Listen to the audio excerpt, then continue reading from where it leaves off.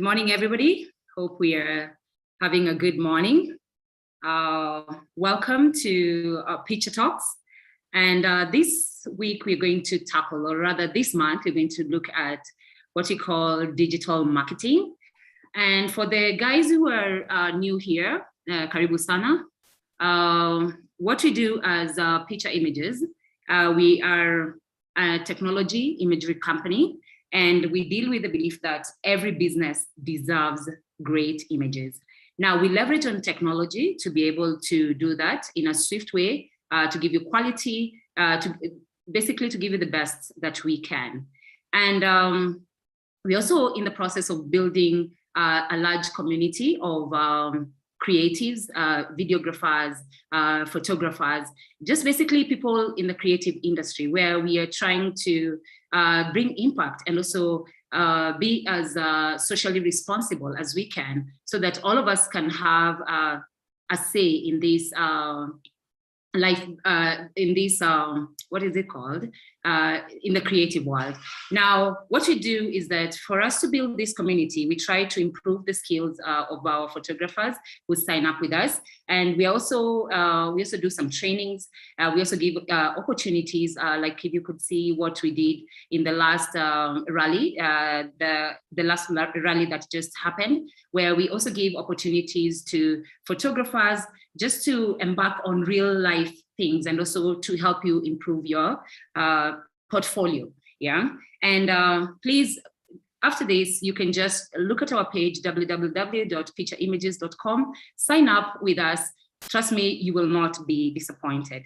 Now, apart from that, today we are joined by the amazing connoisseur of digital. Yeah. This time we're going global. Yeah. We're talking about Frank Mwenda, who is a global digital marketing manager at Geopol. And his comprehension of digital marketing is at such a high point that we are so honored to have you here. Karibu sana, Frank. Thanks. Yes, Frank. Tell us something about yourself. I know I've given you an intro, but just tell us something about you and how you got into digital marketing. Well, thanks a lot, Anne, and thanks, Peter, for having me today. I am what you'd call a digital marketer through and through. I have been in this field for quite some time. I've started way back in time, before people knew digital, before digital was a thing, when MySpace was the biggest social network. Yeah. So yeah, I started as back to the beginning. I am an accountant. I'm supposed to be an accountant. So that's what I started in school. So I did finance.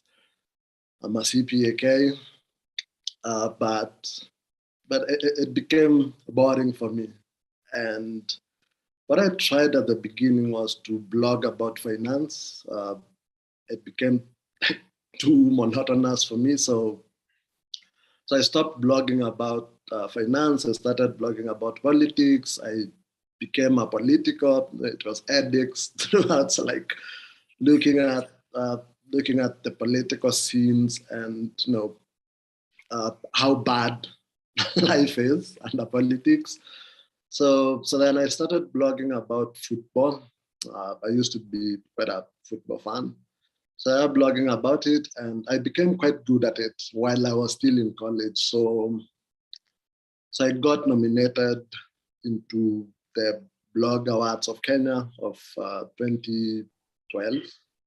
So best sports blog. And really that is when digital marketing started opening up for me. So I was on the nomination list. I did not win, but it did open some doors. So people started seeing what I can do, and that's how I got my first job. So yeah, I joined Bata, the shoe company. I was as a social media executive, so posting on social media, and because of my experience with blogging, I started, doing the Bata blog. It was pretty popular. It was a pretty popular blog back then. And I grew. So I grew up the paces to become the head of online business at Bata. Then I joined, I left, joined a startup, a UK startup, where I stayed for a few months and it failed. Like it fell flat, it left the market. And I learned that, so at that point, so a lot of work, and digital marketing, as you will see, can be a lot of work. So that's when I learned that it is a lot of work and you have to have your belt, tight. And also that businesses fail no matter how much money they have. So I was not shocked about Kune Foods closing down this week. So yeah, that failed. I joined Kilimall as the head of PR and affiliate marketing. So I learned a bit about affiliate marketing, which is a big part of digital marketing also, and PR.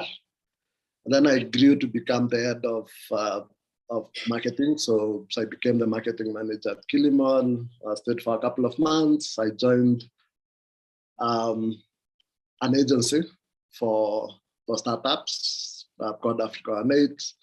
So that was in Kenya, Uganda, and Ethiopia. And I worked with so many startups, like doing everything for them. Like, so a normal agency would have people specialized for certain roles.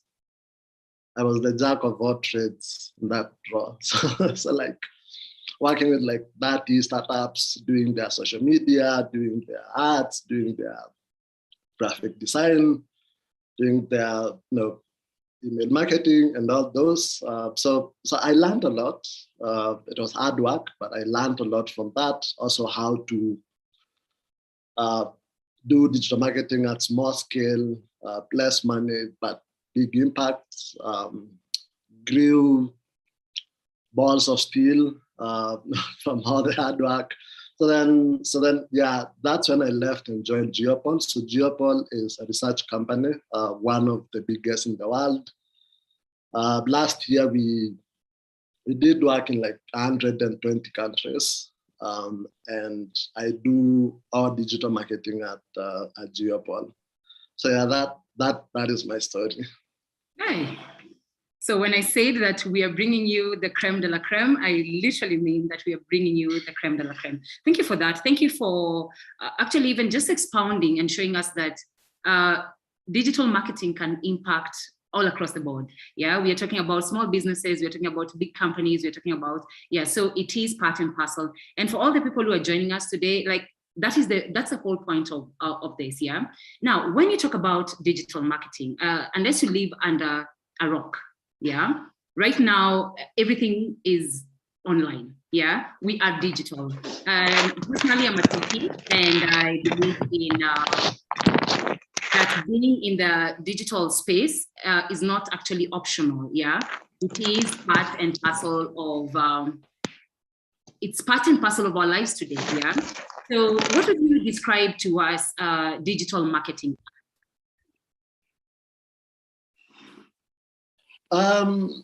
You described it already. So digital marketing is any form of marketing that happens on digital channels. So you could also call it online marketing.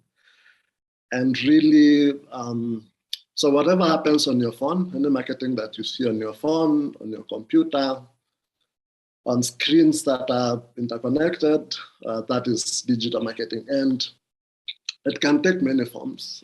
It can take many forms and many types. And the best way to describe digital marketing is by looking at the types of digital marketing. So, and the channels that you use for digital marketing. Starting with the website. So we could call a website the epitome of digital marketing. It's where digital marketing revolves around. Yes, you can do digital marketing without a website, but the website is basic. That's where you should start, and that's how you get the best results from your digital marketing. And then so moving from there, so your website, so you have full control of your website. It is your platform. You can do whatever you want with it. But then it's part of an ecosystem. So how do you market this website, and how do you get people to get your products or whatever message that you're trying to put across? So that is where now that part is. So now we've left your website to other websites and other tools that are there. So that's why we start looking at the ecosystem that, for example, Google has provided. So there's SEO, there is pay-per-click or Google Ads, and then so yeah, that's Google, and then you start going into okay. Let me take a step back. So Google is a search engine.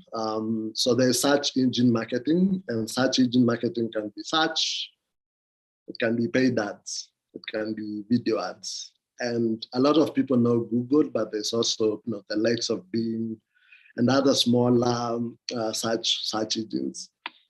Then we have social media, which is like the biggest, where people substitute having a website to being on social media. So that's where you have the likes of Facebook, Instagram, LinkedIn, Twitter, and the like. So that's social media marketing, which also can take two forms. It could be, actually three. It could be the regular posting on social media. It could be paid ads on social media. It could be influencers on social media. And then there is affiliate marketing, where you use other people to market you on online channels. Then video marketing, so the likes of all these search engines and the social networks all have video marketing, which by this is becoming the biggest at the moment. So YouTube is currently the largest social network. Instagram, TikTok, Facebook are all focusing on video marketing. So yeah, that in a nutshell sums up digital marketing, what it is, but looking at the channels where you can do digital marketing, online marketing. Yeah. That is pretty profound. So basically what you, like, if I'm a creative or as a creative, yeah, I can imagine how much, sorry about that. As a creative, I can imagine, let's say, as you've said, a lot of people are not so conversant with having a website. And of course, we know all the advantages that come with that, like with the Google, which I feel like we can talk about later on. But just to spotlight on social media marketing, because I feel like that is kind of the easiest thing right now. Yeah, because if you're not on Instagram, as a business, as a creative, because as a creative, as an individual, you are your business, yeah? And whatever you have is your small business or whatever you're trying to sell to people. So if social media, just give us a clue on what we can, how we can leverage on it as creatives and also as small businesses. All right, so yeah, you're right. Social media is pretty much the epitome of digital marketing. So in the sense that everyone is on social media. When is the last time I saw you? And a long time ago. But yeah, but I feel like we are always together just because of social media, and that is kind of what social media gives to individuals and businesses. And there's a reason why it's called social. It's those connections that you create with people. So whether it's people you know or it's strangers who know you by extension of being on social. And as I said, so you can look at okay, one, the most basic way to look at social media is that it is social and it is not necessarily marketing. So don't go in social media like marketing. I am promoting my stuff because it's going to fall flat because we also look at the intent of people coming in social media. Nowadays, there's the likes of Facebook shops and Instagram shops and Google Shopping and the like, but the frame of mind when someone comes on social media is to create connections. And that's the first thing that someone should put in mind before like choosing social media as the way they promote themselves. So yeah, whether it's a business or it's an individual, so you look at it like a village. So in a village, that could be the best hunter, the best gatherer. I don't know if there are plumbers in villages, but yeah. So yeah, you come in knowing that I'm coming in first as a friend to these people. And then secondly, as someone who can offer them help. By offering them help, then they will appreciate me with a good head, with a good head. So yeah, that becomes the first step. So looking at the community that is social media. Then growing that community. So first you start by knowing people in your family, and then their friends, and then their friends and relatives, and that's how you then start growing your community on social media.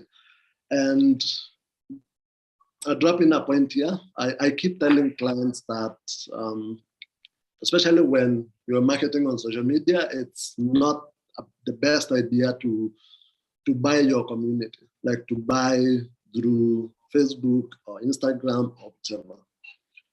Grow organically, because that is how communities grow. Do something amazing, let people start appreciating, start calling other people. So it's like if you're going to a place with a crowd and you start dancing, someone might come in and start dancing with you. Then other people start seeing it's fun. And organic growth on social media is the most sustainable growth. So yeah, so you start there, create content. Again, it's about content. It's about what value do these people see in the things that I'm promoting on social. And by creating value, you also, so as you also grow, so in terms of followers and the likes, your content is also growing in its virality. So it's going to like more people get the impulse to share and the like. And then quickly, also, so as you said, community, and I start saying this, and I'll continue saying this. So being a community, you also know where your community is. I mean, if you are drunk, if you're a village drunkard, then you know your community is in Mama Pima.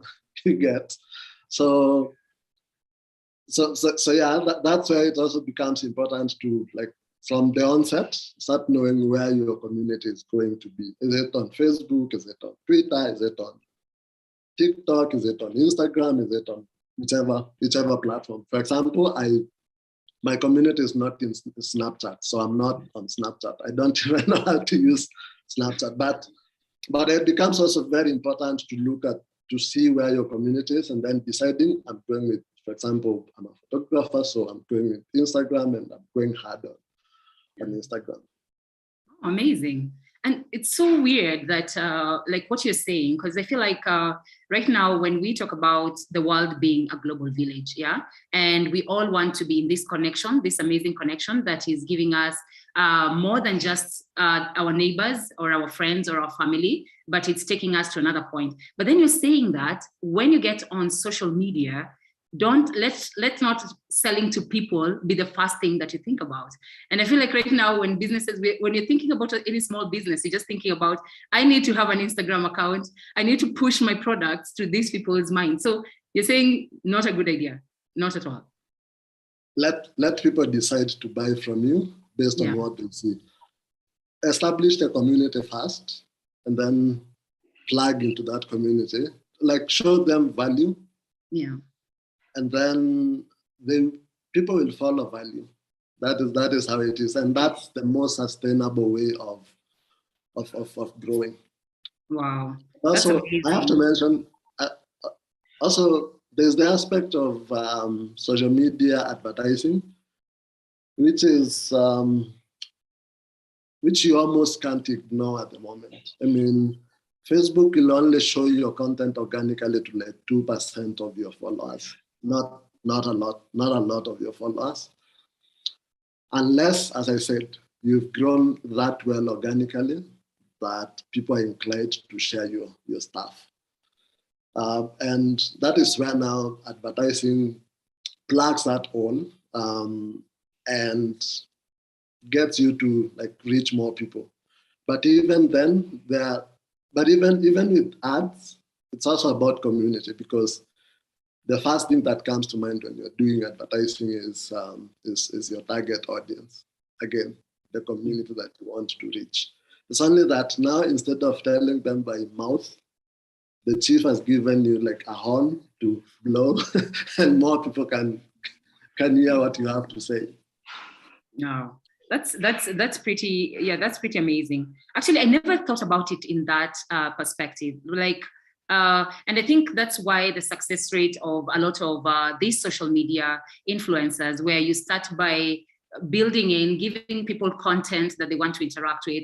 Because I mean, at the end of the day, personally, I like giving myself 1 hour of TikTok. You know, TikTok is a bad hole. Once you start on the first minute, good luck if you get out in 2 hours, I know, yeah?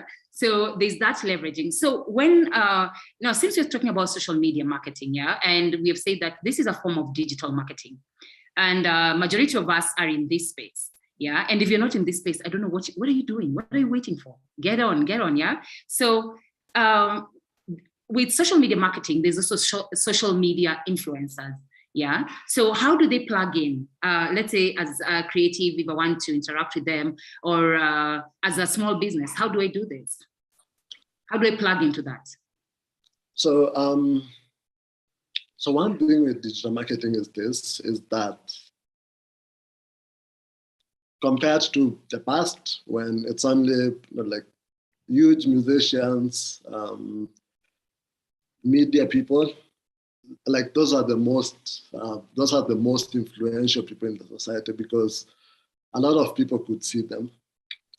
And one of the biggest advantages of digital marketing and all these platforms is that they give you and I, so the opportunity to get known, to get seen by a lot of people, and to build influence. And ultimately, a social media influencer is someone who, one, has reach, okay, not necessarily, okay, can reach a certain number of people and can give them the aspiration to become like them. And by becoming like them, you know, like if I'm wearing this jacket and I influence you, you would want to get this jacket. You are influencing me. We need a plug. Yeah. So now, and they also have grown these communities. Again, communities. And what you're trying to do by doing influencer marketing is getting into these communities that they have created to amplify your own brand, your own message. Again, in a village setup, that there are people who are known to be gossips. Those are the influencers. They're like, if I tell this person, this news will spread. And there are several types of influencers. So there's the huge influencers, the macro influencers. So these are like the cream of the cream. So the people with a lot of followers, the people you pay a lot of money. Like I recently saw some red cards for some influencers in Kenya, and I want to become an influencer. like hundreds of thousands of Kenya shillings for mentioning your brand. So there's those types of influencers, and those ones get you known by a lot of people. They give you the authority, because you'll say, if Anne was mentioned by influencer Frank, then Anne must be the big deal. Yeah. So there's those influencers. Personally, I don't like them. Personally, as a marketer, and having tried like several influencers throughout my career, okay, they are good for awareness. Like people get to know you. People might get to know you, but ultimately, the goal for every person in business or every brand is to make sales. That is the ultimate goal. Even as we talk about creating communities, growing content, blah blah blah blah, we are talking about sales. So that brings a debate. Would you, Anne, be influenced by Kim Kardashian? Let me not mention local influencers. Are you more likely to be influenced by Kim Kardashian or someone in your own circles? For real, someone in my own circles, yeah. Because I'm thinking this other person, you've been paid a lot of money. That's why you're putting this on my face, yeah. So it might look fake. It could also be expensive. And it could also, so aspirations have limits. So you aspire to be that person, yeah? But you'll not be wearing Gucci like Kim Kardashian. Like, I mean, the kind of Gucci that she wears. But if someone in your circles is wearing Gikomba Gucci, or you market Gucci, you're like, yeah, your Gucci looks cool, and because you can afford it, I can afford it. So it's a big debate between macro influencers and micro influencers and the influencers in the middle. But also, as we said, it depends on who you want to target, what your goals are, and ultimately how you want your community to grow. To grow. Awesome. That's actually quite interesting because I feel like as a creative, then that's because as a creative, I feel, let's say I'm a photographer and you aspire to work with huge photographers in Kenya. Maybe just think about working with people in like maybe within your I don't want to say your ecosystem, like people who are more accessible, and then create amazing stuff. And when you put it out there, then people are going to do what? To relate to it. I feel like that's what Frank is trying to tell us. Yeah. Now, out of curiosity, what is your worst like digital marketing moment?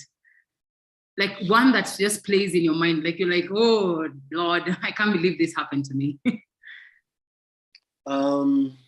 That sounds like a job interview question, but okay, let's let's go with it. So I mentioned the startup that I worked in that failed.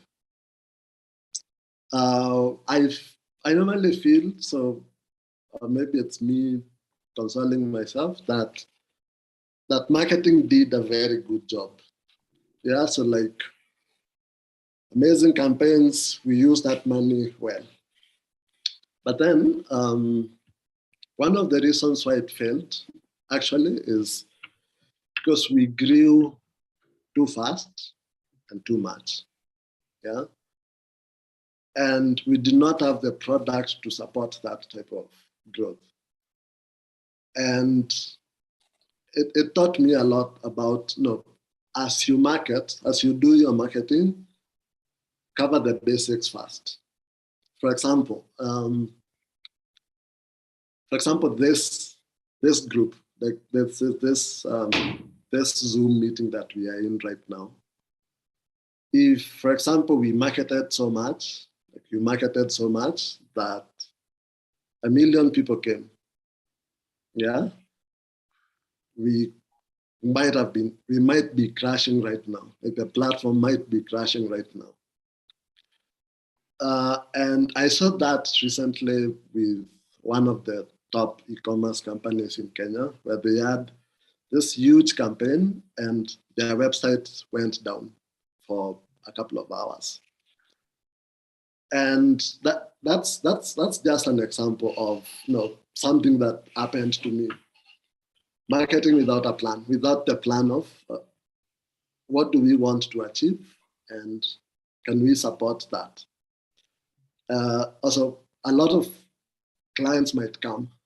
How will I be able to deal with these clients? Say, for example, I sell shoes and I market a lot and I clear my stocks within like the first few hours. Now, what happens? I will have wasted my marketing capital. And that is exactly what happened with that. For example, we could have campaigns where the platform would crash for a few days. And so yeah, the push and pull was not balanced. And yeah, I regret that sometimes. Not planning for good results. Wow. So these are real lessons, yeah. So you're trying to tell us that as we venture into this digital marketing space, it's good to move at a pace that is normal, natural. Yeah. Yes. There's something like growing too fast, too soon, too everything. And that can actually be, and I feel like this happens especially to photographers. And maybe you work with the likes of, today I work with Richa Lela, and I'm out there, I'm getting a lot of exposure and people like my work. And then what's the next thing that I do? I have bookings and I'm a one-man show. Yeah. So that can actually be, yeah, I can see how that can, yeah, because if you're talking to clients and you're not giving them what you promised, then it can bring a lot of issues, yeah. So if we're talking about digital marketing, we have to look at one of the largest parts of digital marketing, which is our customer, yeah.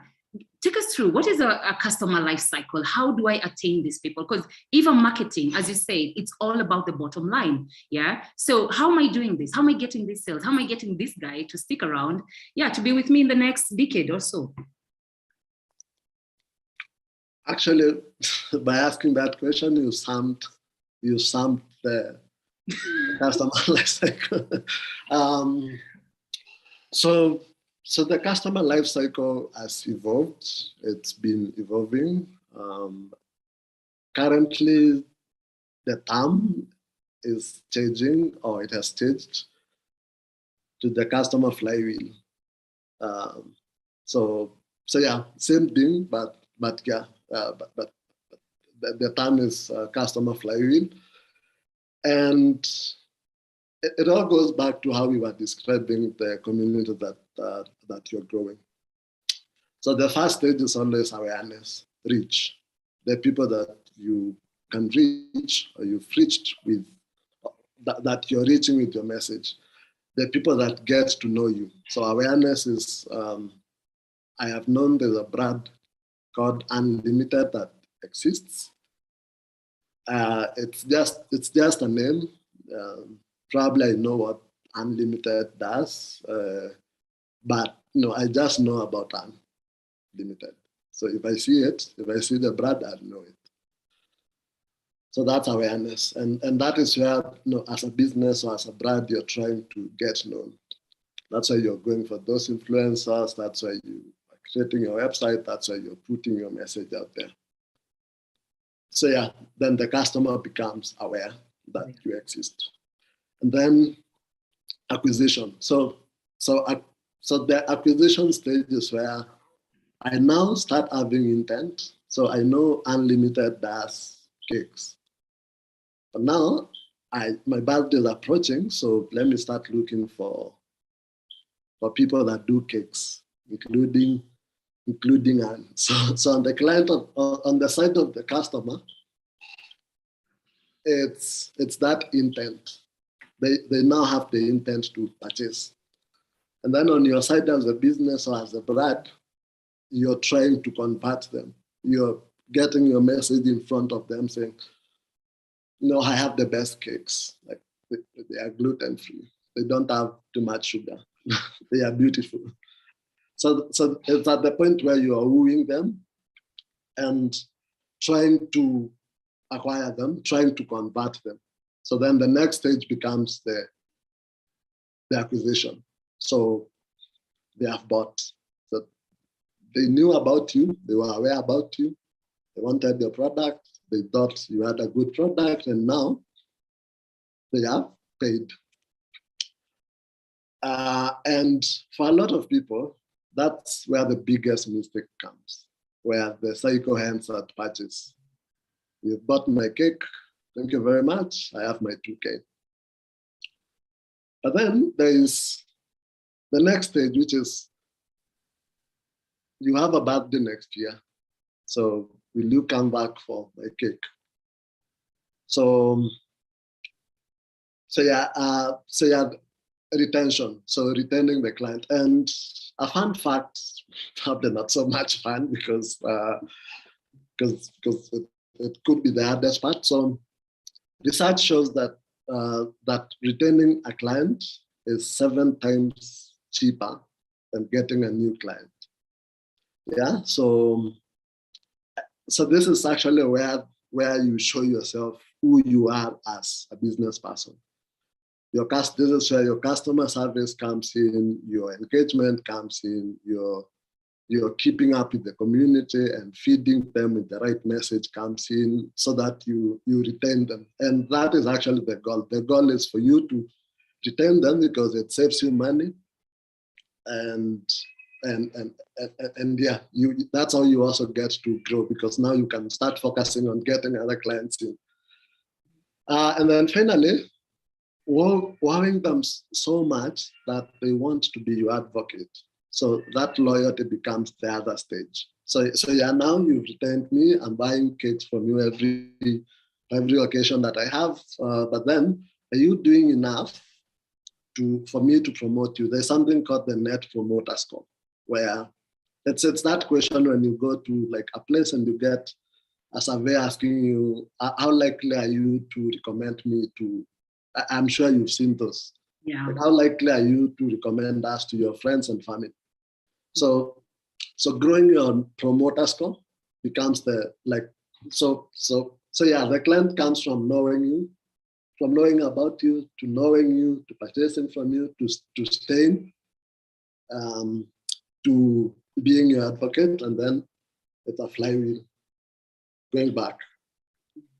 Oh, wow.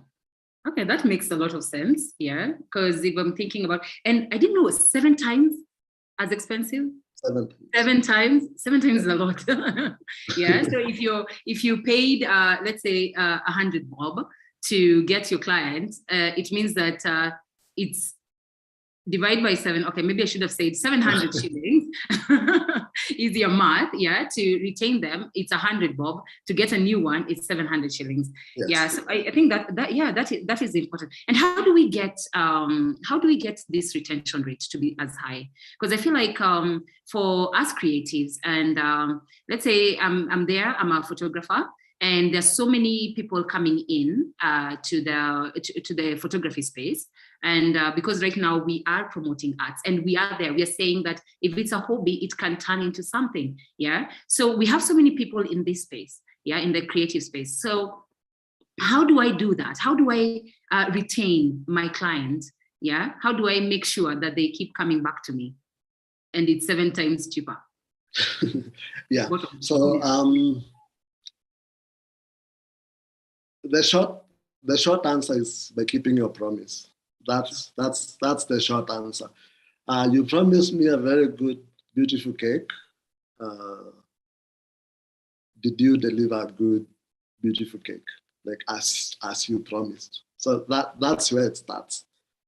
The product and the quality of the product and its ability to satisfy the need that the client was looking for, because customer satisfaction is about, this is what I expected, this is what I got. So either just meet my expectations or exceed my expectations. If you do that, you've gotten like 50% of retaining me. And then it's also the product or the product looks and then how you deliver the product, the delivery of the product. So yeah, it's a very good cake. You added some value to me. You put in a small bottle of champagne. Yeah. You you delivered to my house. Whereas like other cake providers would tell me to come for it, ama nitume mtu aduthi. Yeah. So yeah, the product itself, how you deliver the product, and how you stay top of mind. Because between me buying a birthday cake this year and coming back next year, I might have come across like other people that promise better than you promised, and I could have been very happy with your product and how you delivered it, but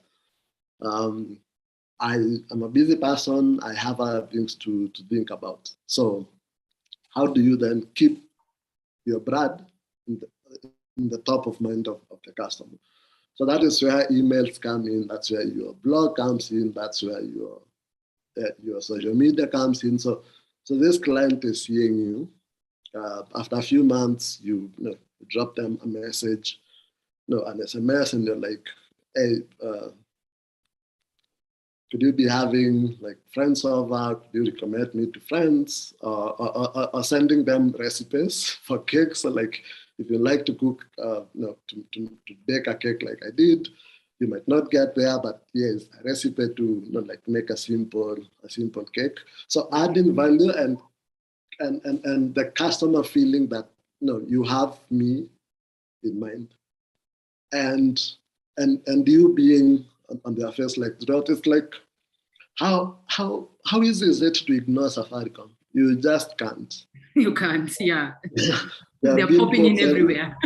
They are everywhere. So yeah, that's how you like keep retention among other things.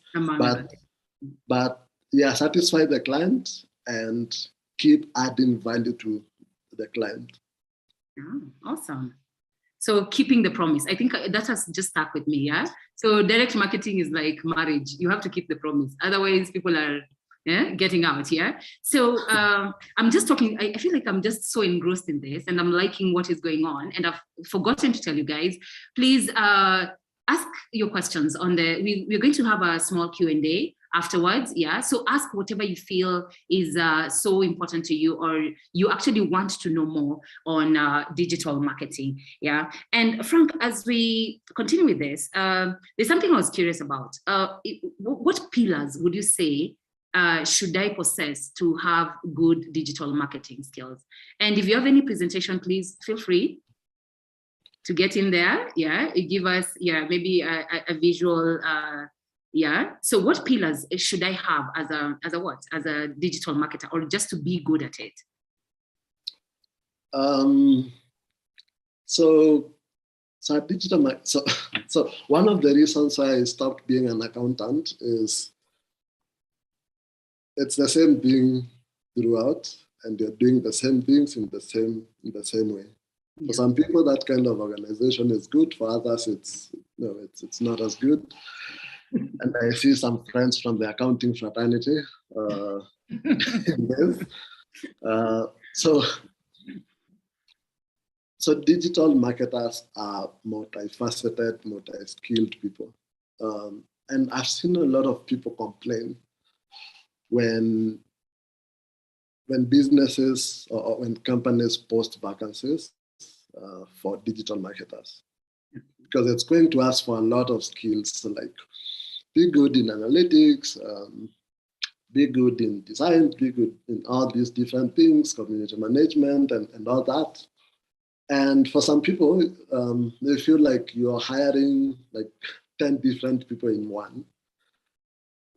And I'd like to break it down for you that, yes, they are hiring 10 people in one because that is the reality of digital marketing professionals. You need to be good in a lot of things okay, so there are instances where you can specialize in digital marketing, and that is, for example, in a digital agency setup where agencies have media buyers, they have community managers, they have content creators, they have people to report and the like.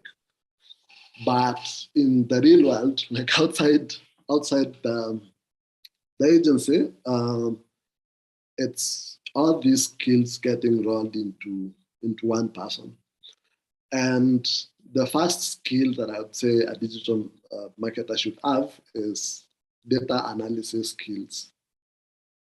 It's not as complicated as it sounds. It's not a lot of math because digital channels give you, data, and that is why digital marketing is so easy and so important and so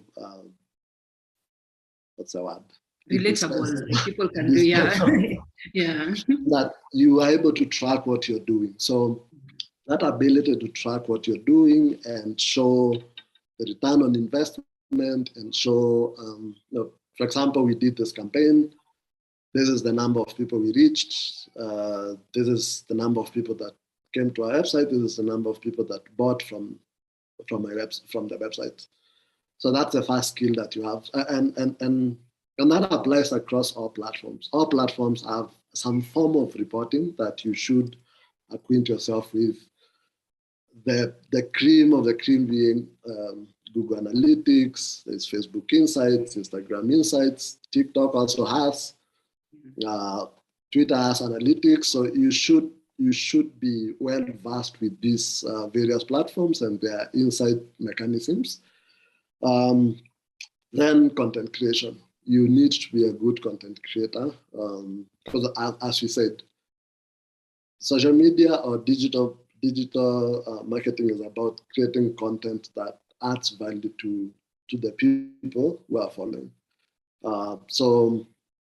And the ability to create content that, one, makes people want to share, or two, makes people want to take an action like buying is a very important skill to have. And so learn how to write, learn how to speak, learn how to do content, because you can't make it in digital without the skills to create content. Then the other skill is the ability, so paid advertising, very important part of digital. So search engine ads, so like Google Ads, Bing Ads, and the like. Social media advertising, also like very, very important. Also social media management skills, and that is like community management skills. So where you're creating content for these platforms and specific for these platforms that make them want to purchase or do whatever action you want them to take. And also just the whole process of knowing, like, this is what works on Facebook, this is what works on Instagram, this is what works on LinkedIn, this is what works on these different places. And this is how I should bring out that information. It becomes like very important. It's a whole art and science.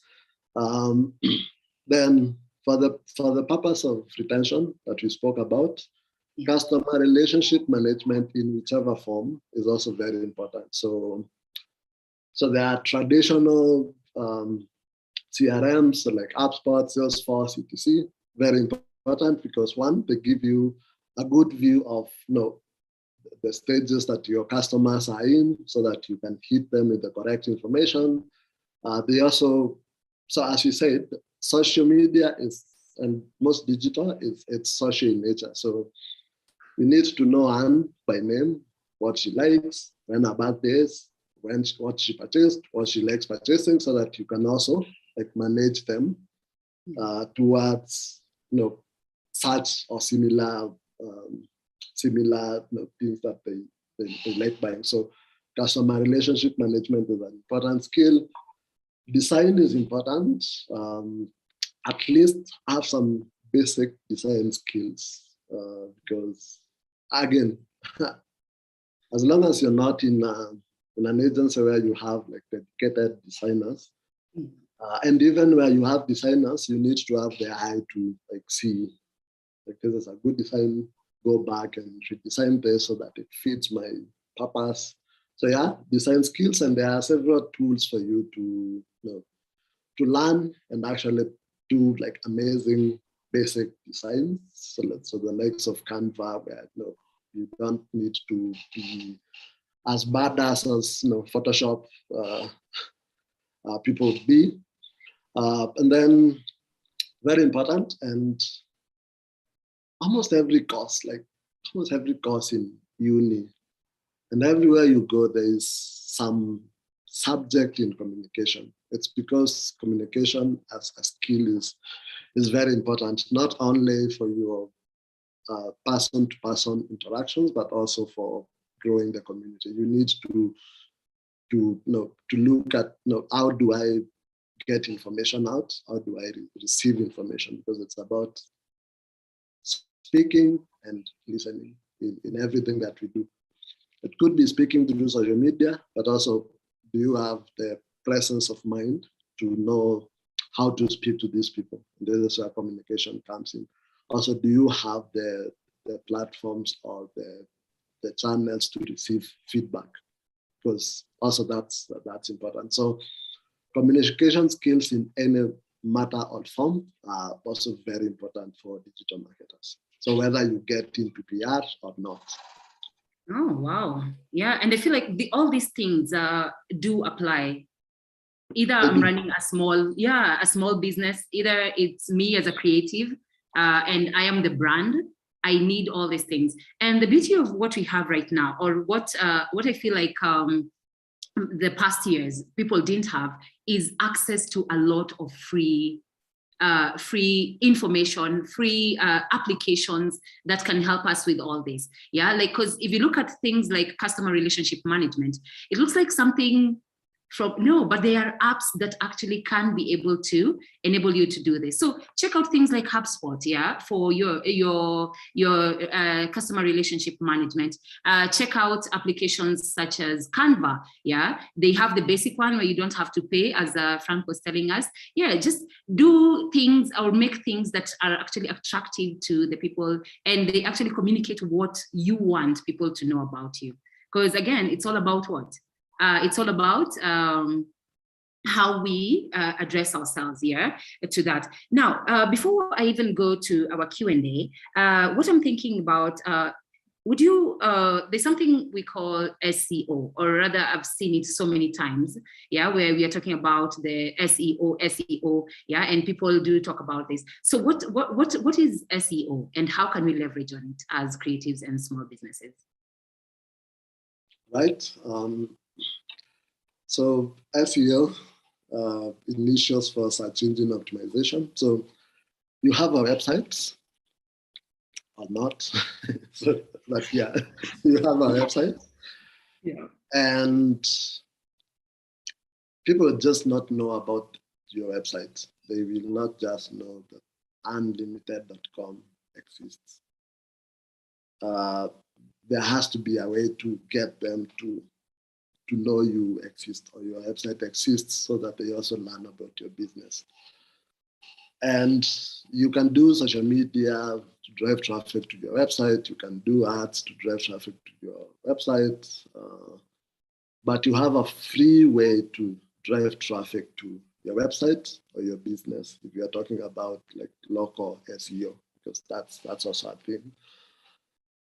And so search engine optimization is, as it says, optimizing your website or your online resources for social for search engines. So like Google. And social, SEO is what determines whether, if I search for cakes, I'm going to see you and bakers or not. And so it's a combination of things. That the thing is, so think of Google as bots. They're actually bots, like the bots that are going around the internet. They're like that. Just picture them in a movie like Matrix. Yeah. they're just going around the internet looking for value. As we said, it's about value. Looking for value that, like how Google is going to make its money It's by showing people what they want. That's how I'll keep coming back to Google every time I want to. I have a headache, so like I have to go to Google and search, like what. So search engines is what makes sure that what catapults you to be shown to people when they are searching for things that you are about. And it's could be simple or complex depending on how you look at it. So for example, I'm looking for birthday cakes. So search for birthday cake. So Google bots, they have crawled the internet and they have seen a few things. So for example, there are websites that speak about cakes. These websites have content, and how is this content related to birthday cakes? So that is where keyword ranking comes in. So our keyword is birthday cakes. So Google looks, which are the websites that are talking about birthday cakes? Then which are the websites that are talking about, so they have these websites talking about birthday cakes, but which are the websites that are talking about birthday cakes in the way that this person who is searching wants? So it's the quality of the content. And then once we show this content, these pieces of content to this person who is searching, how likely is it for this person to choose this over this? Like how easy is it to interact with that content? So in a nutshell, that is what SEO is about, and there are several steps or elements to SEO and what Google looks at. So one is technical SEO. So technical SEO is how the website looks. Speed is very important, very important. Like it's one of the most important things with SEO. So how fast is it? How fast should the website be? Because again, Google does it not to show people a website that they will have to wait for a few minutes waiting to load when they can go do other things or go to like other websites. So it's how the coding of the website looks. It's how it's optimized for speed. And then there's on-page SEO. So on-page SEO is giving people what they are actually like looking for. So that is where the keywords come in. So and keywords nowadays. So previously there used to be a way to hack Google bots. So you tell Google bots that this is what I write about, and you don't have that content in your website, and it still shows. Nowadays it's not. So it's about those keywords being within the website. So that is on-page SEO, and that also includes content. So content SEO. So as you said, Google wants to show, or these search engines want to show people content that will actually help them in the context of what they were looking for at that particular time. So making sure that you have very good content, no grammatical errors, it's actually adding value, it's long enough, like it's detailed enough, it's structured enough, it has like all these headlines, it has images, it has the bullets, it's easy to read, and it's good content that you've not copied from somewhere. So you are showing that you are an authority in what you're saying. So very important. And then off-page. So off-page SEO is, do other websites trust this website? There's something called trust score or trust flow. So for example, one of the biggest websites in Kenya at the moment is standardmedia.co.ke. So if Standard Media has written an article about you or have something that links back to your website, it shows to Google that this person can be trusted. Like this website is a trusted website. So it's about having your links in many different websites. It's about you approaching larger websites and telling them, let me write an article for you for free. All I need is it's a link back to my website and it's going to be relevant. It's about you going also into social media and being active on social media and linking back to your website because Google trusts social media networks. So SEO is a whole ecosystem where you have to get several different things right to play to the algorithm of these bots, these search engine bots that are crawling the internet in the context of what that person is looking for. So if your business is about cakes, as you were saying, then show people that you have authority in terms of cakes. So when they search for cakes, they will find you.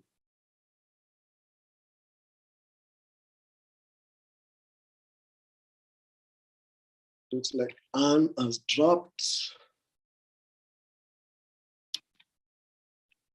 Maybe I can start looking at some of the questions as we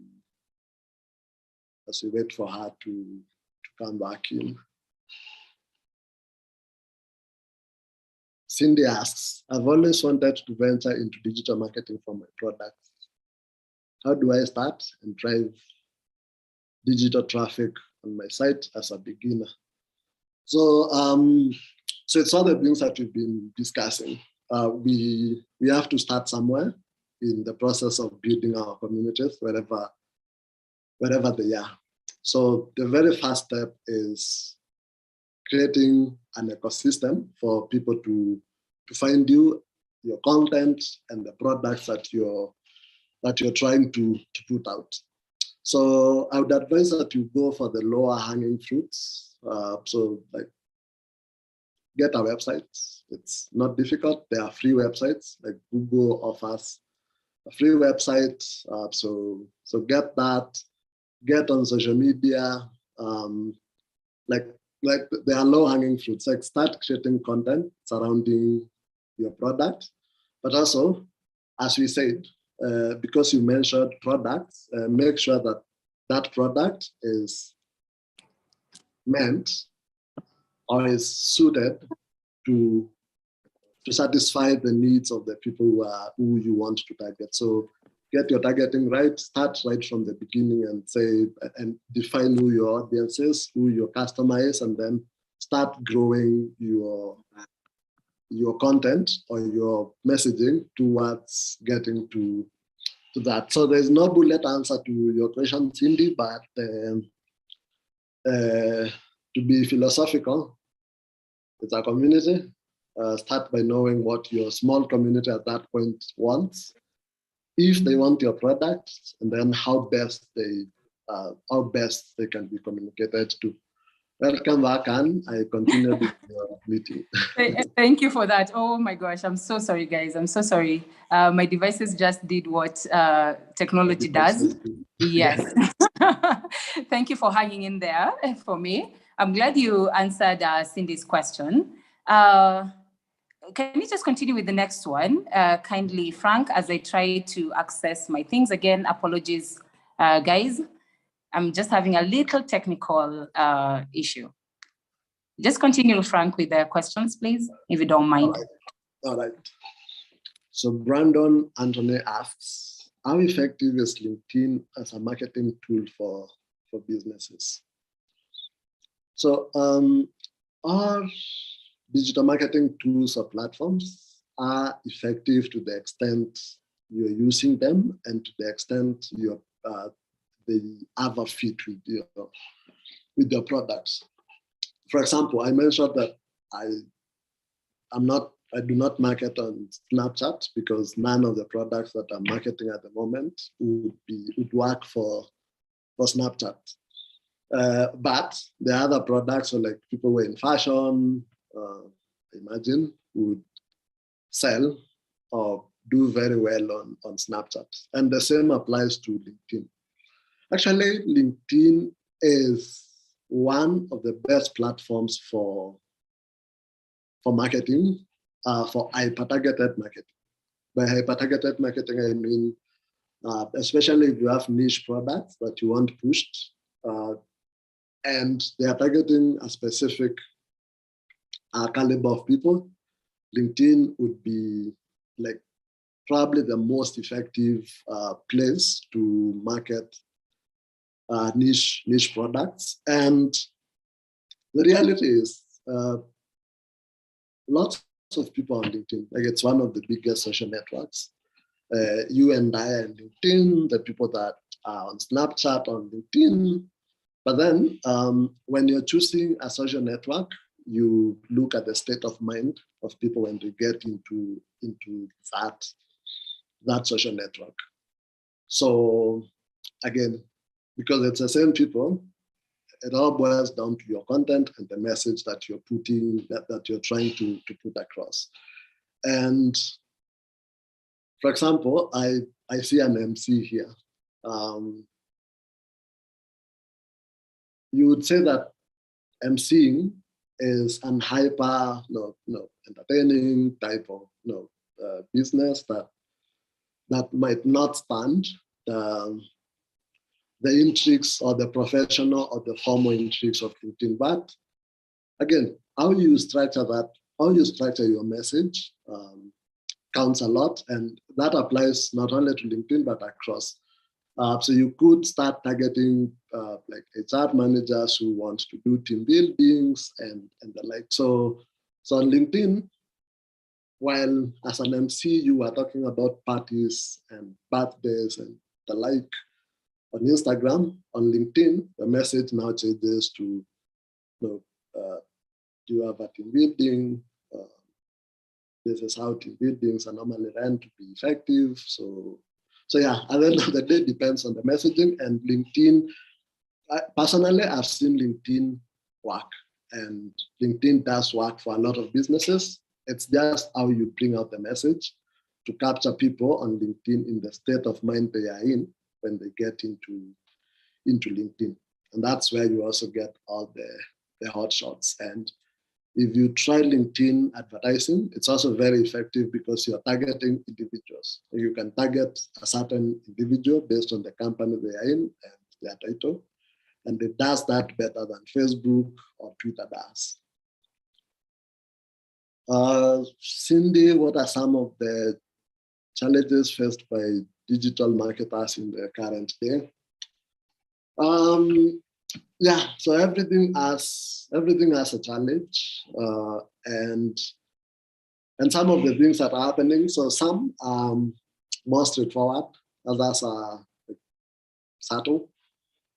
Straightforward one, all the social networks, for example, are cashing in. All the other platforms that you would use are cashing in on their platforms at the moment. So the biggest challenge from my experience at the moment is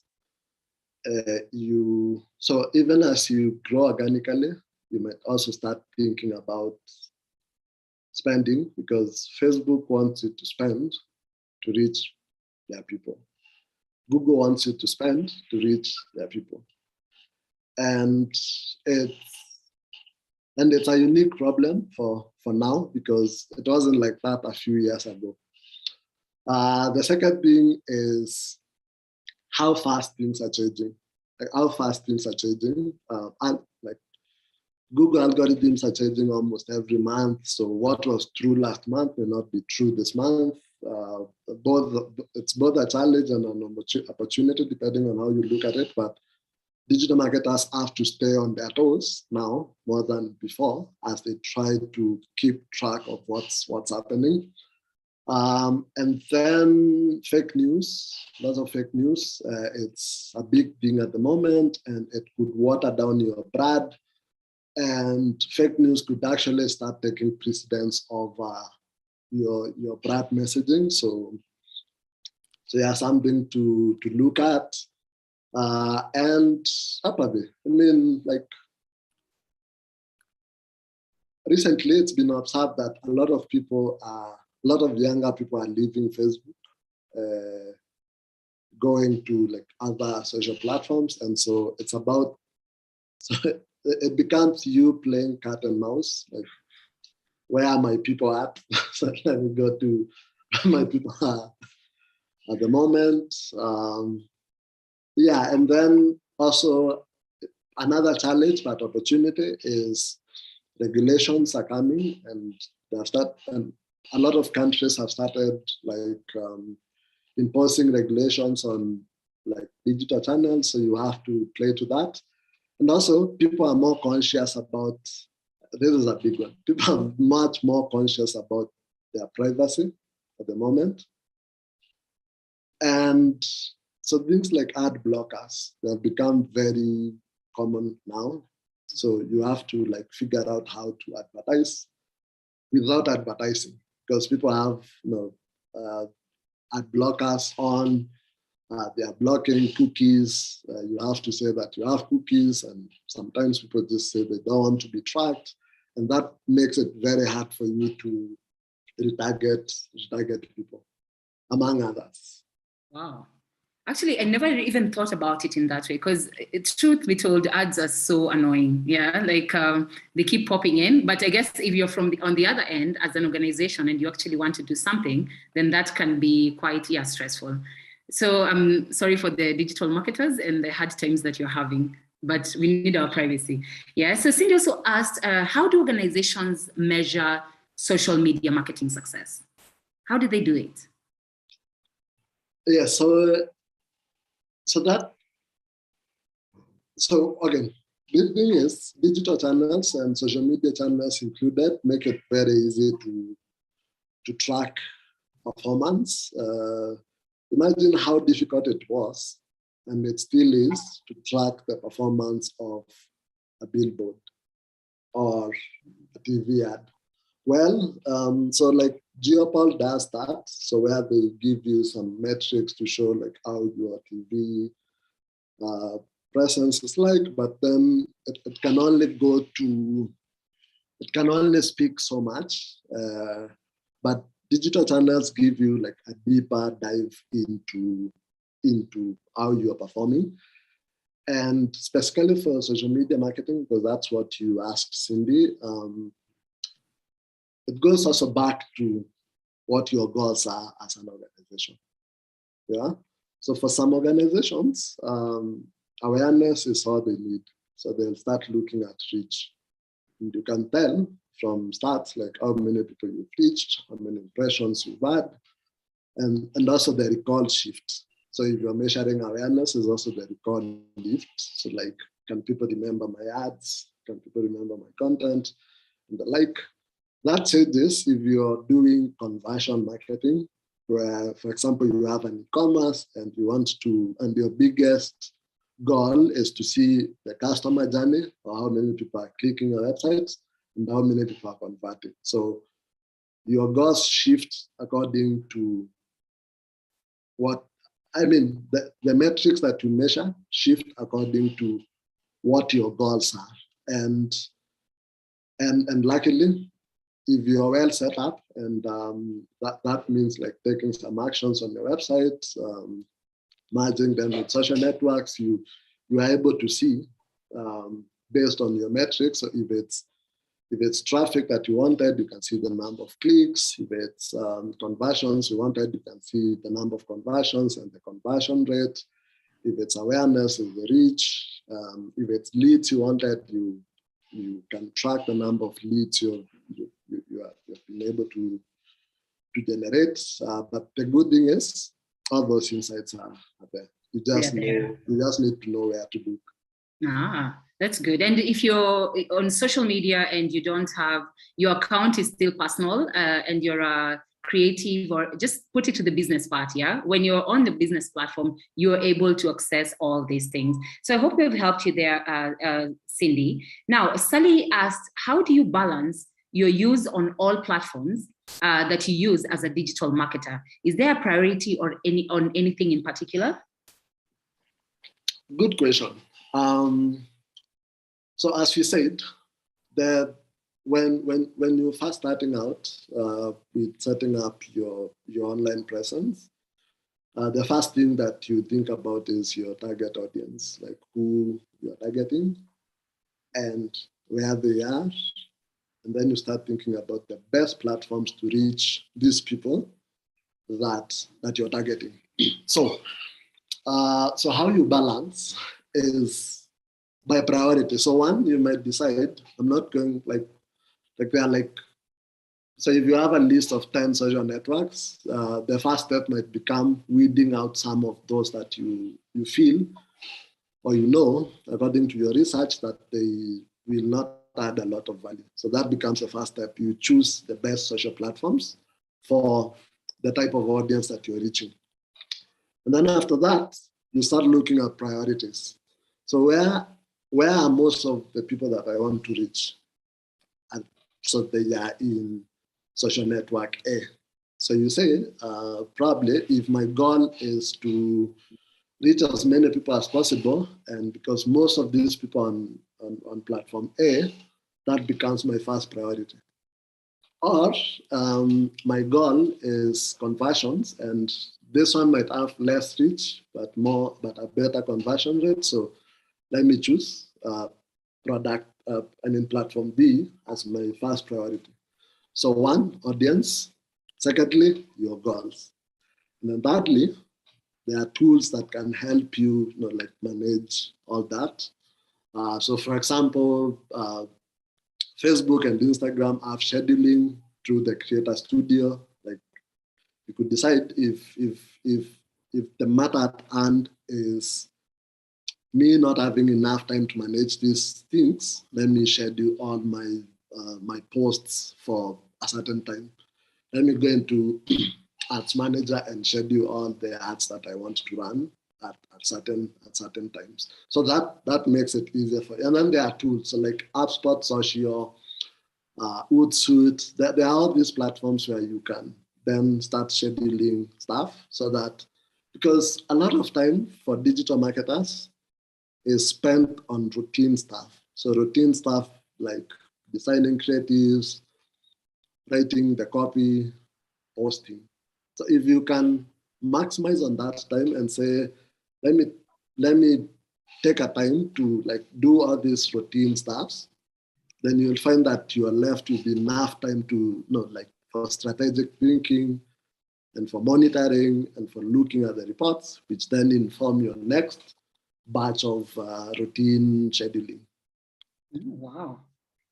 Yeah, that's amazing. Yeah. So you've had all the apps that have been named, the likes of Hootsuite, and they can really help because it can be a lot. Yeah. The platforms are so many. Yeah. So yes, that was very much appreciated, Frank, and very well answered. Now, Mitchell is asking us, Mitchell, as a beginner in digital marketing, kindly touch on the following. So what sites should I learn and borrow knowledge from? How do I come up with content that converts? Yeah, like proven organic growth, apps or websites to generate hashtags and keywords, how to run campaigns. Hey, Mitch, you're getting on this, yeah? And apps or ways to track performance and make easy to read reports. What would you say about that? All right, I've touched on some of those, and thanks a lot, Mitch. That's quite detailed. Yeah. So sites where you can learn and borrow knowledge from. As I mentioned, so digital realities change every day. So every other day, it's something new. So one, there are websites where you can learn, blogs where you can learn basic digital marketing. So the likes of Coursera, Udemy, edX, like all these different places. They have like really good content, but that content is for you to have the basics. Then you need to start identifying blogs. It's mostly blogs and news websites that keep updating people about things as they change. So for example, the platforms themselves. So Facebook has linked with Google. Facebook has Facebook Meta Blueprint, which they keep updating, and they have another like newsletter that they send out. So subscribe to the platforms themselves. So also Google has linked with Google. There's Google Analytics, something. so the first place to start is these platforms themselves. Get into their news sites where they post the news, because the information that they give you at that point is current and it's theirs. And then you can start looking at like other bloggers, like people in the industry. So like you start identifying, for example, digital marketers who post digital content, for example, on LinkedIn. Then you start you start following those.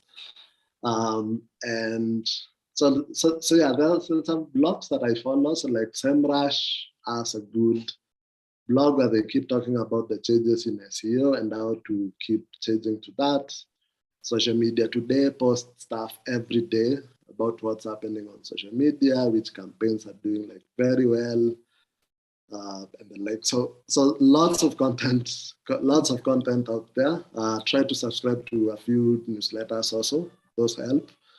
How do you come up with content that converts, proven organic growth, advertising solutions? So how you do that? First thing, just what we said. Know your community first. Know what tickles them. And then write content that is tailored towards them. If you're talking to doctors, talk about the boring doctor medicine stuff. And as much as you want to write about more fun things like, like what's happening in the entertainment scenes. So yeah, it's put yourself in the mind, the boots and the shoes of your target customer, and then try to think like them.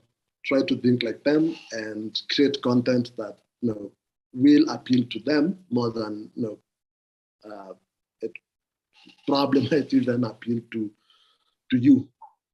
Wow. Apps or websites to generate hashtags and keywords.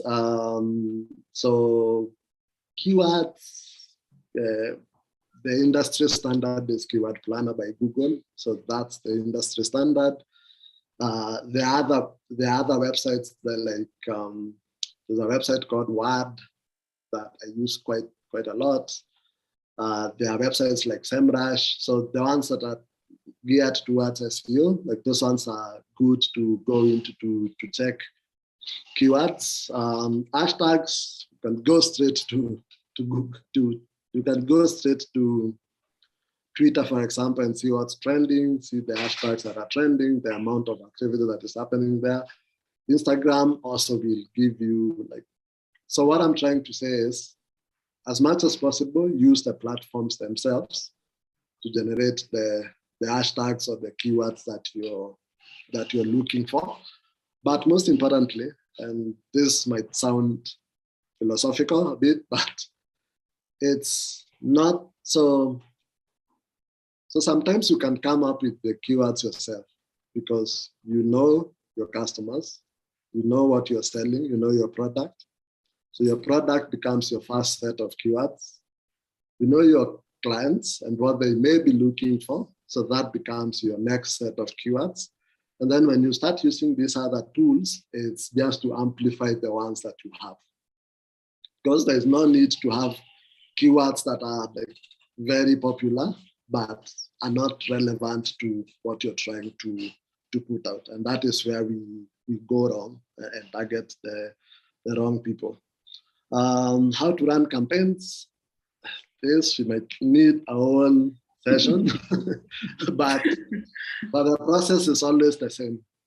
Objectives, like what are the objectives of this campaign? Where are we running this campaign? What's the duration we are running this campaign? And then who are we targeting with this campaign? So, and then reporting, also very important. So monitoring and reporting. So all campaigns follow pretty much, so whether it's online or offline, they follow pretty much the same process. But now, when you start going into the individual channels that you're using, it's where things might be a bit different, and that's our whole class. It's a whole session. But yeah, it all depends on what your objective is. Which to track performance, apps to track performance and make it easy to read reports. The best apps, the best platforms to look at performance is those native platforms themselves. Like those are the best. They are free. You don't need to pay. Some others. So if a platform is very good, then it's paid for.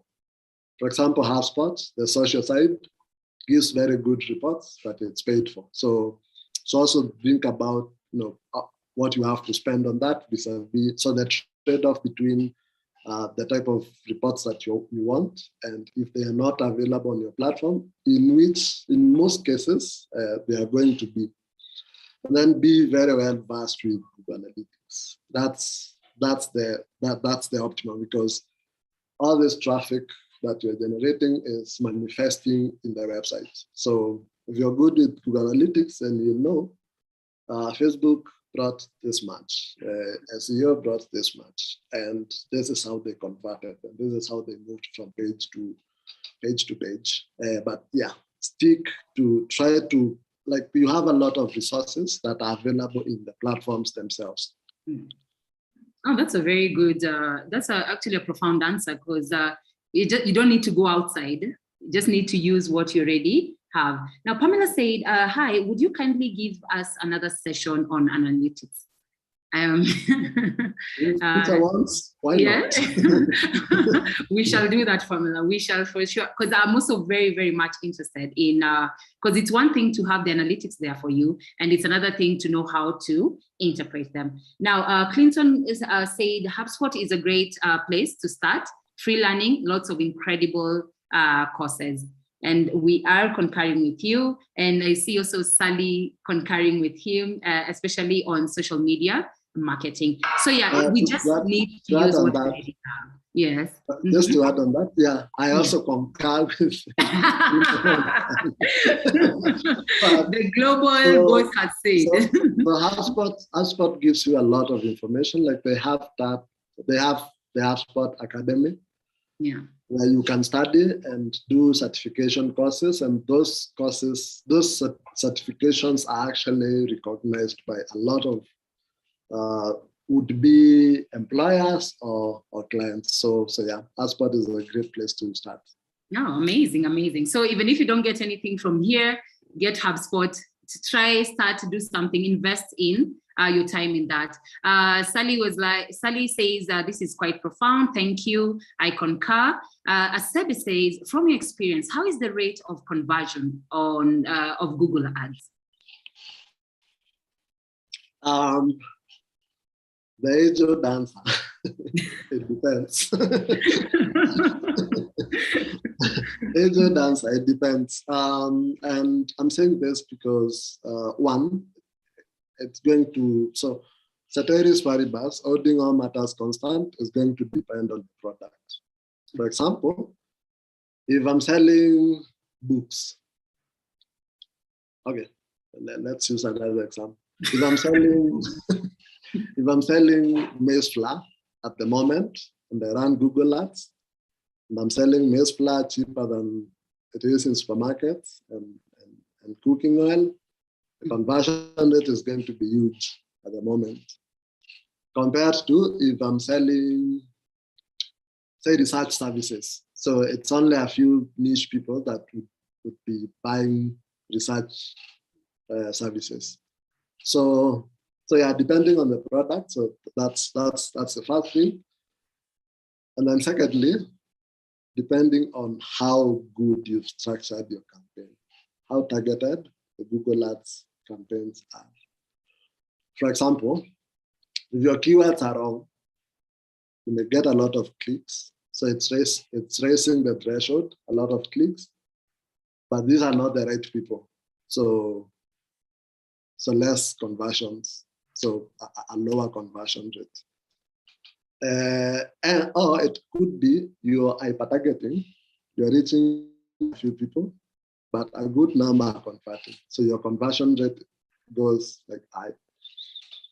But depending on the product, I would say that Google Ads are very good. They are like one of the best in converting. And the reason is this, especially the search ads, because there's search ads and there's display ads and there's video ads. So especially the search ads, you're getting people at a point when they are actively searching for what it is that you're offering. So, so I'm searching for cakes because I want a cake. So I'm actively looking for a cake. If I see a Google Ads on cakes right at the top, and the messaging is right, because you also have to look at the messaging, then the chances of converting are much higher than, for example, doing an ad on cakes on Facebook, which I'm just going to see as I scroll down my timeline. So one, it's high intent, high conversion. If you get the algorithms right and your and the website is good and it's easy to buy. Oh, yeah, actually that makes a lot of sense. Yeah, that makes a lot of sense. So there's a need, and when the need is there and you appear at the right time, yeah. And now Google, I mean, you say anything. I say right now I want fish, and I'm just speaking. Google kind of does its thing, yeah. I guess it's the bots, yeah, doing their thing. So please, guys, don't forget to check out our man Frank on his socials. He's very active on Twitter. That is at Frank Kenyan. And also on Instagram as Frank Kenyan, and also on Facebook as Frank Kenyan. If you don't remember anything, it's his name, then he's Kenyan. Yeah.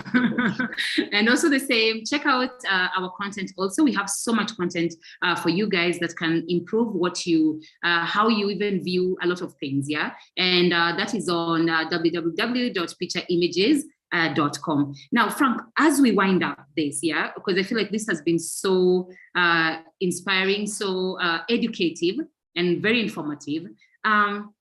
You talked about in the beginning strategy, yeah. I feel like if we go away without understanding why strategy is so important, then we might end up in plan. So digital marketing strategy, we've learned all these things, yeah. We've understood a lot of things. Why is strategy so important at this point?